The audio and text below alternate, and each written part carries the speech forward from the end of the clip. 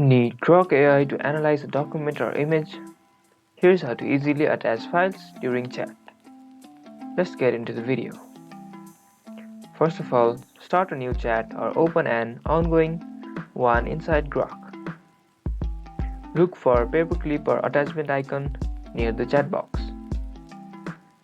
Click on the icon and select on upload a file that you want to share, and Grok will process it instantly.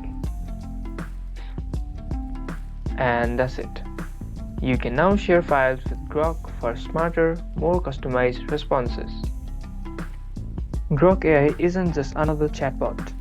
It's designed to stay current with what's trending, answer with personality, and even help you draft tweets or analyze posts on the fly. It's AI with an extra attitude. If this video helped you, hit the like button, subscribe for more videos just like this, and thank you guys for watching. See you guys in the next video.